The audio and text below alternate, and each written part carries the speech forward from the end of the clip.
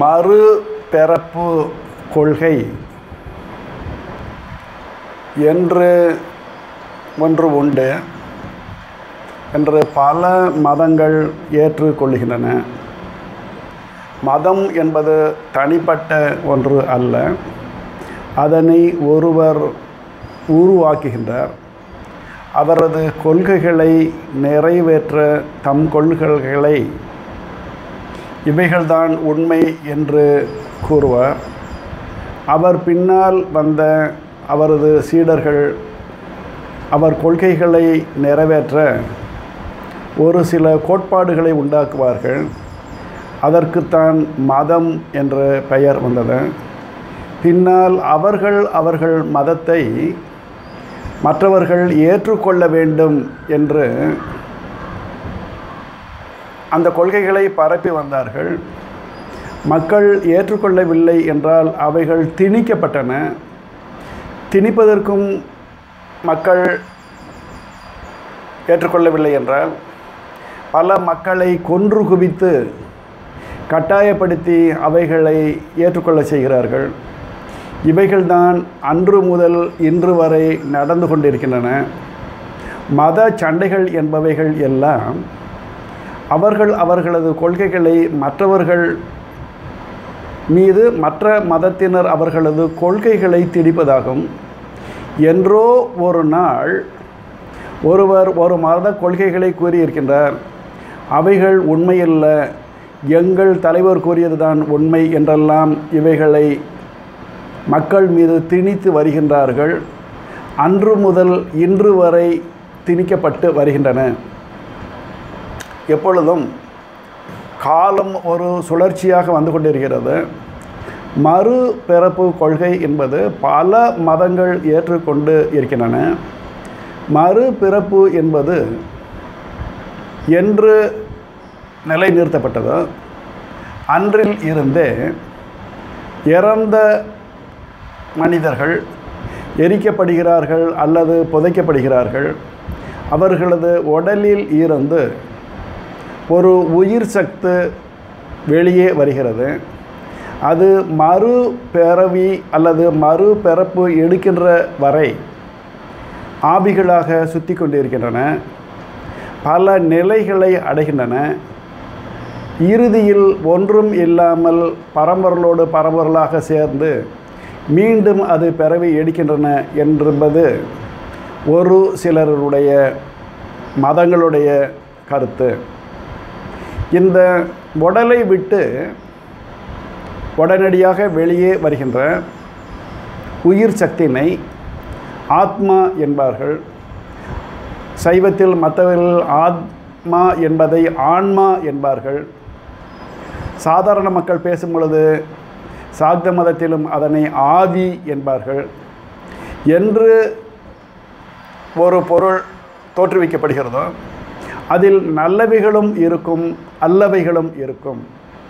அல்லவைகள் என்பது கெட்டவைகள் என்று பொருள்படும். நல்ல ஆவிகள், கெட்ட ஆவிகள் என்று ஆவிகளை இரு வகையாக பிரிப்பார்கள். அதே போல விலங்குகள் இறந்தாலும் அந்த உடலில் இருந்தும் அந்த உயிர் சத்து வெளியே வருகிறது. மரம், செடி, கொடிகள், பாம்பு, பல்லிகள் இறந்தாலும் அவைகளது உடலில் இருந்தும் அந்த உயிர் சக்திகள் வெளியே வருகின்றன. அவைகள் எல்லாம் நல்லவைகளாகவும் இருக்கும், பாதிக்கப்பட்டிருந்தால் கெட்டவைகளாகவும் இருக்கும்.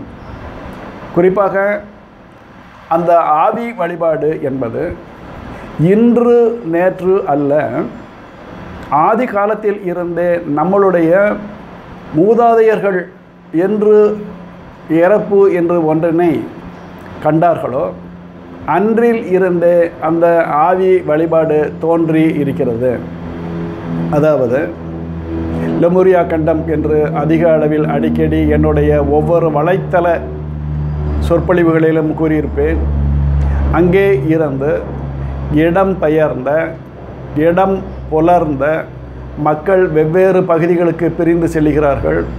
அங்கே தங்களது குரு ஆகிய மூதாதையர்கள் அல்லது தன்னுடைய குழுவினுடைய தலைவர்கள் மரணத்தை அடையும் பொழுது அந்த உடலினை நாய் நரிகளோ வேறு விலங்குகளோ அல்லது பாதிக்கக்கூடாது என்பதற்காக அதிக அளவில் பெரிய குழி ஒன்றினை தோன்றி அங்கே அந்த உடலினை புதைத்து இருக்கிறார்கள். அதன் மீது எந்த இடத்தில் புதைத்து இருக்கின்றோம் என்பது மறந்து விடக்கூடாது, அழிந்து விடக்கூடாது என்பதற்காக நினைவு குறியாக்கிய தாங்கள் கிளம்பிய, அதாவது லெமூரியாவில் இருக்கின்ற பற்றுளி ஆற்றில் கரையில் அடித்து ஓடப்படுகின்ற கல்லினுடைய ஒரு பகுதியை எடுத்து வருவார்கள். உருண்டு உருண்டு ஓடியதால் அவைகள் நீள் வள்ளத்தில் இருந்தது. அவைகள் லிங்கம் என்று அழைக்கப்படுகின்ற குறியீடாக அந்த புதைக்கப்பட்ட இடத்தில் மேலே வைக்கப்பட்டது. பிற்காலத்தில் அந்த லிங்கங்கள் சாய்ந்து விடுகின்றன என்பதால் கீழே ஆவுடை என்று ஒன்றினை வைத்து அந்த ஆவுடையில் லிங்கம் என்ற ஒரு கல்லினையும் வைத்து அதனை உறுதிப்படுத்தினார்கள்.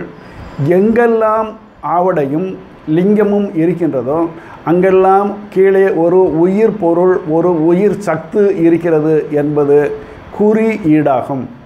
பிற்காலத்தில் இவைகளெல்லாம் சிவன்கள் என்றும் சிவ வழிபாடு என்றும் மூதாதையர் இருந்த ஆதி சிவனில் இருந்த இவர்கள் தோன்றினார்கள் என்றெல்லாம் நாம் அதிக அளவில் கூறுகின்றோம். அது உண்மையும் கூட. ஆதி அந்தம் இல்லாதவன் சிவன் என்கின்றோம். இவன் எந்த காலத்தில் தோன்றினார், எந்த காலத்தில் இருந்து இன்று வரை வருகிறார் என்றெல்லாம் தெரியாது. இன்றும் ஞானிகள் இறந்தால் அவர்கள் இறக்கின்ற பகுதியில் அவருக்கு ஒரு சிறிய குழி ஒன்று தோன்றி அந்த இடத்தில் அந்த ஞானியை புதைப்பார்கள். ஒரு சிலர் ஜீவ சமாதி அடைந்திருந்தாலும் அந்த இடத்தில் அந்த ஒரு சில பொருள்களால் அந்த உடலை பாதுகாக்கும்படி வைப்பார்கள். எப்பேற்பட்ட பாதுகாப்பாக இருந்தாலும் அவைகள் புழு பூச்சி தின்னாமல் மண்ணோடு மண்ணாக மக்க வேண்டும் என்பதற்காக விபூதி மூடைகளை அங்கே கொட்டுவார்கள். அதே போல் துளசி இலைகளையும் வில்வ இலைகளையும் இன்னும் பல பொருட்களை எல்லாம் மேற்கொண்டும் போட்டு அங்கே மூடி மேலே ஒரு ஆவுடையை வைத்து அதில் லிங்க குறியீடை வைப்பார்கள். அது சிவன் லிங்கமாக இருந்து வழிபடப்படுகிறது. இன்றும் பல கோயில்கள் அதுபோல் செயல்பட்டு கொண்டிருக்கின்றன. அந்த இடங்களில் எல்லாம் இறந்தவர்களுடைய ஆவி செயல்பட்டு கொண்டிருக்கும். குறிப்பாக நம் உடைய மூதாதையர்கள் இறங்கின்ற பொழுது அவர்களது உயிர் சத்துக்களை, அனைத்து உயிர் சத்துக்களையும் ஒரே இடத்தில் குவித்து வைத்து ஒரு வழிபாடு நடந்து இருக்கிறது. அவற்றிற்கே நாம் குல தெய்வ வழிபாடு என்று கூறுகின்றோம். லாட சந்நியாசிகள் என்று ஒரு குறிப்பிட்ட சந்நியாசிகள் நம் தமிழகத்தின் உடைய வடபகுதியில் இருந்து தமிழகத்தின் கன்னியாகுமரி வரை எல்லை பகுதி வரை அவர்களுக்கு எல்லையாக வகுத்து பல இடங்களில் அவர்கள் வாழ்ந்து வந்திருக்கிறார்கள். அந்தந்த ஊர்களில் இறக்கின்ற மூதாதையர்களுடைய ஆவிகளுடைய சக்திகளை எல்லாம் ஒரே இடத்தில் குவித்து வைத்து அங்கே தெய்வங்களுடைய சிலைகளை நிறுவி அந்த தெய்வங்களுக்கு கீழே அந்த உயிர் சக்திகள் செயல்படும்படி அந்த லாட சந்நியாசிகள் செய்து இருக்கிறார்கள். ஆகவே இவைகள்தான் குலதெய்வம் என்று வணங்கப்படுகிறது. குல தெய்வ வழிபாடும் ஆவிகள் வழிபாடும் ஒன்றுதான். தனிப்பட்ட முறையில் ஒரு சிலர் நாங்கள் தெய்வத்தை நம்புவது இல்லை என்று கூறுவார்கள். ஆனால் அவர்களுடைய தாய் தந்தையர்களுடைய சிலைகளை அமைத்து அல்லது புகைப்படத்தினை வைத்து அல்லது தாய் தந்தையர்களுக்காக தனியாக ஒரு சில சமாதிகளை அமைத்து அங்கே அந்த தாய் தந்தையர்களுடைய சிலைகளை வணங்குவார்கள் அல்லது புகைப்படத்தை வணங்குவார்கள் அல்லது அவர்களுக்கு உரிய சமாதிகளுக்கு மட்டும் சென்று வணங்குவார்கள். இவர்கள் தெய்வத்தை நம்புவது இல்லை, ஆனால் தன்னை ஈன்ற தாய் தந்தையருடைய ஆவியை வணங்குகிறார்கள். தாய் தந்தையருடைய உருவம் என்பது அழிந்து விடுகிறது, ஆவி என்பது நிலைத்து நிற்கிறது என்பது இங்கே கவனிக்கத்தக்கின்றது. இவர்களது பெற்றோர் போல ஒரு குடும்பத்தினுடைய பெரியப்பா, மாமா, மச்சான் அத்தை மாமா, பாட்டி தாத்தா, பூட்டன் இவர்கள் அனைவருடைய ஆவிகளும் ஒரே இடத்தில் குவிக்கப்பட்டு இருக்கும் பொழுது அந்த குவியலாகிய இருந்த ஆவியினுடைய சக்திகளிலிருந்து நாம் வழங்கும் பொழுது ஒரு சில நன்மைகள் நமக்கு கிடைக்கின்றன. எனவே குலதெய்வ வழிபாடு என்பதும் தனிப்பட்ட முறையில் ஒரே ஒரு ஆவியை வைத்து வணங்குகின்ற வழிபாடும் ஒன்றுதானா என்று கேட்டால் உண்மையில் அவ்வளவு சக்தி அந்த தனிப்பட்ட மனிதரில் இருந்து வருவது இருக்காது. கூட்டாக இருக்கின்ற ஆவிகளுடைய கூட்டமாகிய குலதெய்வ வழிபாட்டில் இருந்து கண்டிப்பாக நமக்கு அனைவருக்கும் பல வகைகளில் நன்மைகள் கிடைக்கும். எனவே தான் ஜோதிடர்கள் அனைவரும் ஆவி வழிபாடு என்பதை கூறுவதற்கு பதிலாக குல தெய்வ வழிபாடு என்பதை நீங்கள் ஏற்றுக்கொள்ளுங்கள் என்று கூறியிருக்கிறார்கள். இன்று வரை எந்த காரியங்கள் நடந்தாலும் பல ஜோதிடர்கள் பல பரிகாரங்களை கூறிக்கொண்டே வருவார்கள். முடிந்த அளவு அவர்கள் கூறிய பரிகாரங்கள் அனைத்தும் செய்து முடித்த பின்பு ஒரு ஜாதகனுக்கு அது பலிக்கவில்லை என்றால் குலதெய்வ குற்றம் இருக்கிறது. எனவே நீங்கள் அங்கே சென்று உங்கள் குலதெய்வத்தை நீங்கள் வணங்கி வாருங்கள் என்று அந்த ஜோதிடர்கள் கடைசி நேரத்தில் கை விரித்து விடுவார்கள்.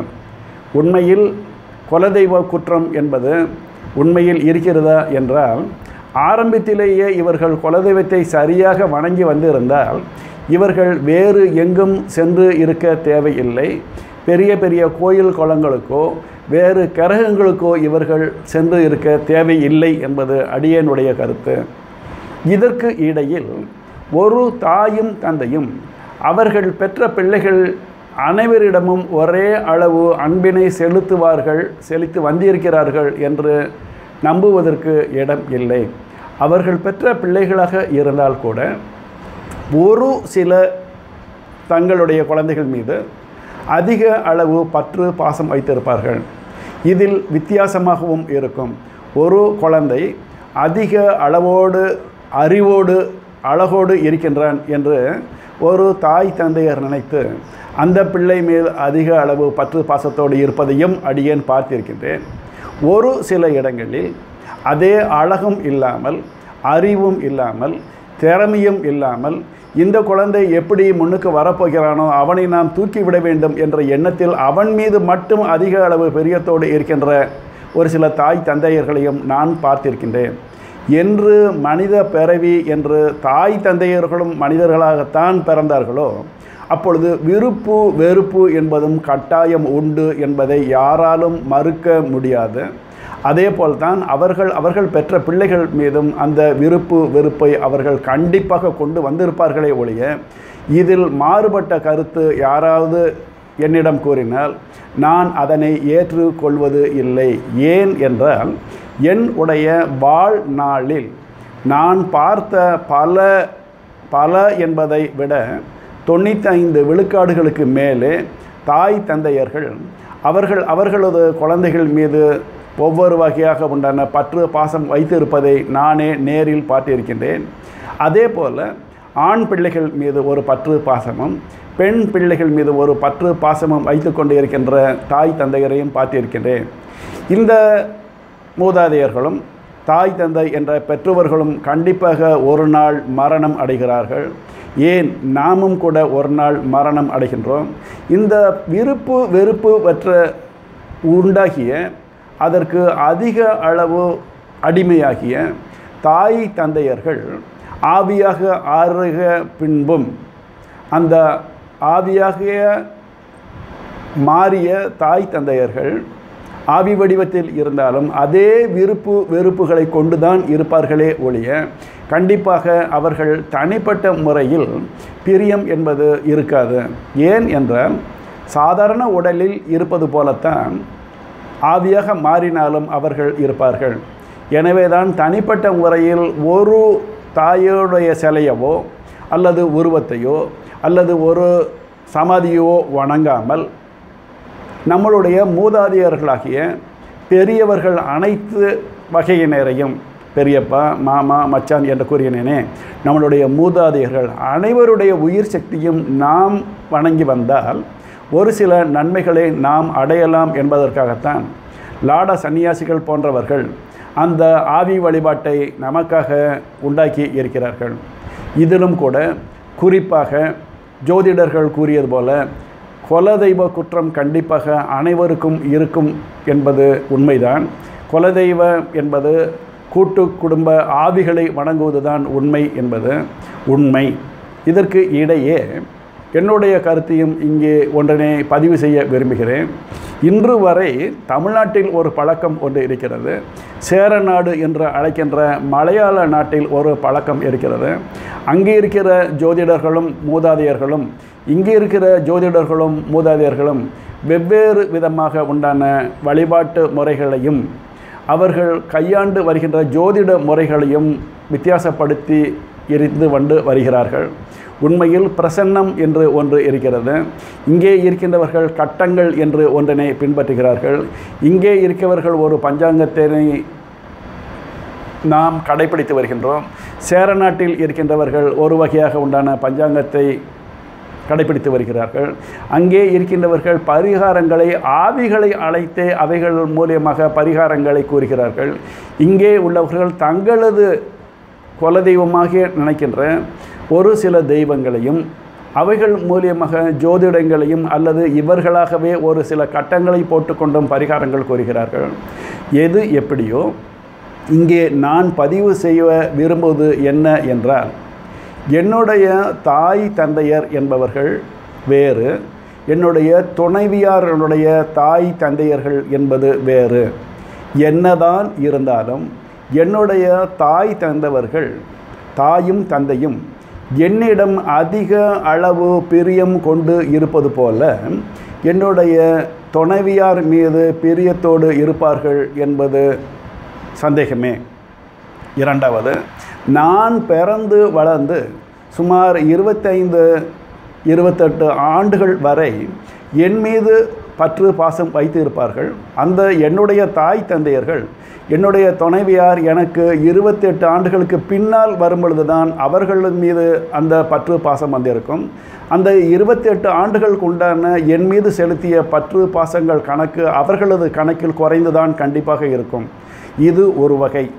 அதே போல் என்னுடைய துணைவியார் உடைய தாய் தந்தையர்கள் அந்த என்னுடைய துணைவியாருக்கு 25-26 ஆண்டுகள் வரை அந்த அம்மையார் மீது பற்று பாசங்கள் வைத்திருப்பார்கள். அவர்கள் யார் என்றே எனக்கு தெரியாது என்பதால் அந்த பற்று பாசங்கள் அக்கவுண்ட் என்று சொல்லக்கூடிய கணக்கு என்னுடைய கணக்கில் சேர்ந்திருக்காது. அதே போல் அவர்களது ஜீன்ஸ் என்று சொல்லக்கூடிய டிஎன்ஏ என்று சொல்லிக்கின்ற உயிர் அணுக்கள் அந்த அம்மையார் மீது அதிக அளவில் படிந்திருக்கும்.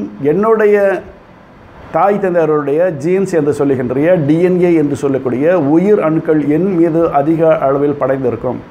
எனவே என்னுடைய தாய் தந்தையர்களுடைய ஆவிகளுடைய ஆசீர்வாதம் என்று சொல்லக்கூடிய வாழ்த்துக்கள் எனக்கு அதிக அளவில் கிடைத்து கொண்டிருக்கும். என்னுடைய மூதாதையர்கள் என்று சொல்லக்கூடியவர்களுடைய வாழ்த்துக்களும் எனக்கு அதிக அளவில் கிடைத்து கொண்டே இருக்கும். அதே போலத்தான் அந்த என்னுடைய மனைவிக்கு அவர்களது மூதாதையர்களும் அவர்களது தாய் தந்தையர்களுடைய ஆவிகளுடைய சக்திகளும் அவர்களுக்கு வந்து கொண்டிருக்கும்.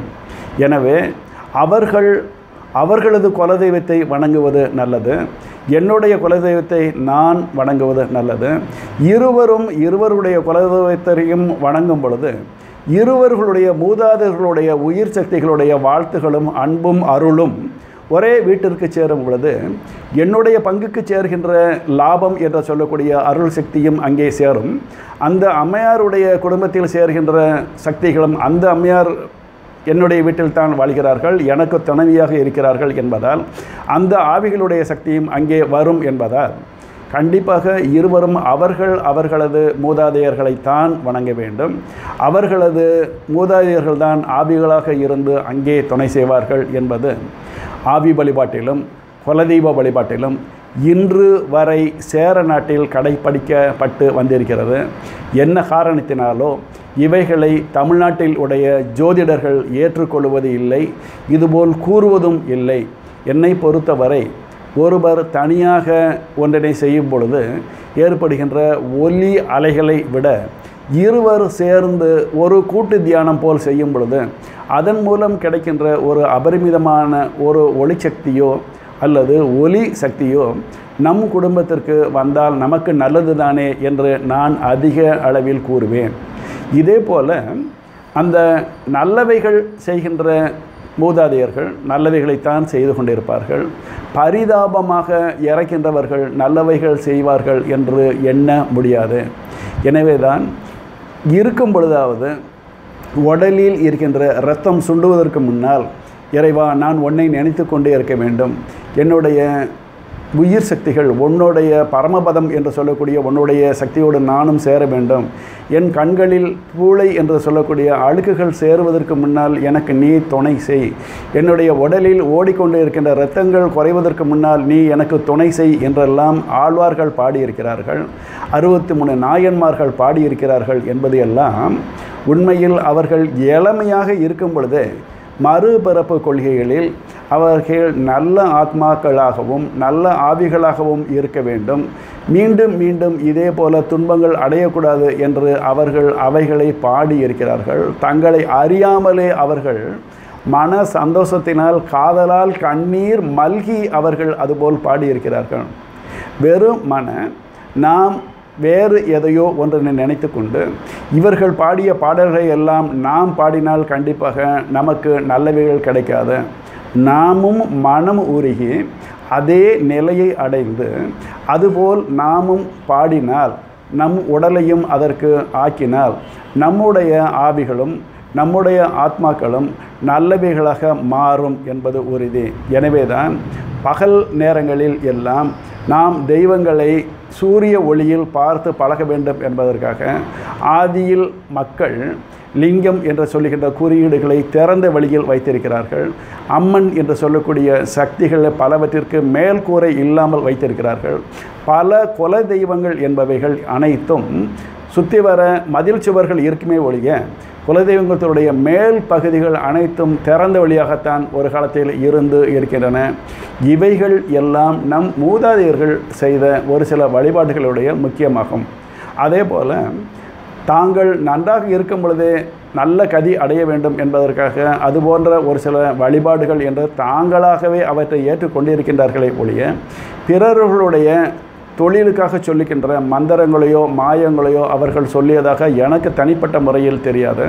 ரெண்டாவது, அவர்கள் அறிந்த மொழியில் நீங்கள் உள்ளார்த்தமாக ஒன்றினை கூறும் பொழுது உணர முடியுமே ஒழிய பிற மொழிகளில் நீங்கள் செய்தால் கண்டிப்பாக அவற்றிற்கு பலன் கிடைக்காது. மீண்டும் மீண்டும் நீங்கள் துன்பத்திற்குத்தான் ஆள் ஆவீர்கள். என்ன காரணத்தினாலோ இந்த மொழி கொள்கைகள் என்பது அவர்களது தாயினுடைய உடலில் இருந்து பால் வடிவில் இவர்கள் குடிக்கும் பொழுதே தாய் மொழி, தாய் பால் என்றெல்லாம் நாம் கூறுகின்றோம். இவற்றை ஒரு சிலர் அறியாத காரணத்தினால், அதனுடைய தன்மை தெரியாதனால் மற்றவர்கள் மீது எவ்வாறு மதங்களை திணித்தார்களோ அதே வெறியர்கள் போன்று இப்பொழுது மொழிகளையும் திணித்து வருகிறார்கள். இப்பொழுது ஹயாகு என்று ஒரு வார்த்தை ஜப்பானில் சொல்லுகின்றோம். இவற்றை நான் என்னுடைய பல வகுப்புகளில் நான் சொல்லுவேன்.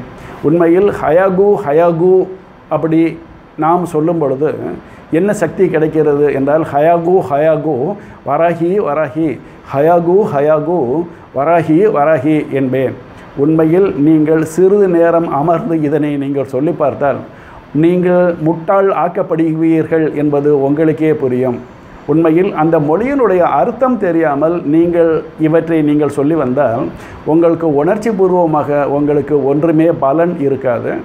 இதே ஹயாகு வராகி என்பதை நான் தாய் மொழியாகிய உங்களுக்கு தெரிந்த மொழியில் எனக்கு நான் உணர்ந்த மொழியில் கூறுகின்றேன். இவற்றினை நீங்கள் கூறி வரும் பொழுது உங்களுக்கு அதனுடைய பொருளும் புரியும், அதனால் உங்களுக்கு பலனும் கிடைக்கும். சீக்கிரம் வாவா வராகி அம்மையே, சீக்கிரம் வாவா வராகியே, இந்த பொருள் கூறும் பொழுது உணர்ச்சி பூர்வமாக வராகியே அம்மையே, சீக்கிரம் வாவா தாயே, நீங்கள் இதுபோல் ஒரு நாள் நீங்கள் 100 முறை கூறி வரும் பொழுது கண்டிப்பாக உங்களது உடலில் உள்ளே இருக்கின்ற ஆத்மா என்று சொல்லக்கூடிய ஆவி இதனை ஏற்றுக்கொள்ளும். உங்களுக்கு வராகி கண்டிப்பாக காட்சி கிடைக்கும். இதனை ஹயாகு வராகி வராகி என்று நீங்கள் பொருள் புரியாமல் கூறிக்கொண்டே வந்தால், அல்லது உங்களுக்கு குடிக்கின்ற அன்பர்கள் உங்களுக்கு அந்த சக்தியையும் சேர்த்து கொடுக்காமல் வெறுமான ஹயாகோ ஹயாகோ வராகி வராகி என்று ஜப்பான் மொழியில் கூறினீர்கள் என்றால் உங்களுக்கு பலன் கிடைக்காது. இதே வராகி வராகி சீக்கிரம் சீக்கிரம் வா வா வராகி என்பதை நான் இங்கு உள்ளவருக்கு கூறுவது போல ஜப்பானுக்கு சென்றிருக்கும் பொழுது அங்கு உள்ளவர்களுக்கு நான் உபதேசம் செய்கின்றேன் பேர்வெளி என்ற பெயரில் சீக்கிரம் சீக்கிரம் வா வா வராகி என்பதனை அங்கே போய் நான் சொல்லி கொண்டு வந்தால் அங்கு உள்ளவர்களுக்கு அதன் பொருள் புரியாது, அவர்களுக்கு வராகி வராயம் செய்யாது.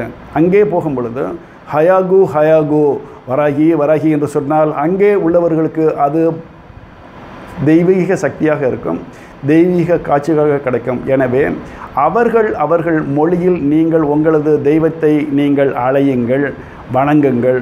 உங்களது ஆவிகளும் அவைகள் முழுமையாக ஏற்றுக்கொள்ளும். நீங்கள் நல்ல கதி அடைய வேண்டும் என்பதற்காகத்தான் நீங்கள் உங்களது உடல் நல்ல நிலையில் இருக்கும் பொழுது நீங்கள் இது போன்ற ஒரு உயர்ந்த நபர்களை நீங்கள் தொடர்பு கொள்ளுங்கள், அவர்களது வழிகாட்டுதல் பேர் போங்கள். அடுத்த பிறவி என்பது உண்டு. பல காலங்கள் நீங்கள் தவறு செய்துவிட்டீர்கள்.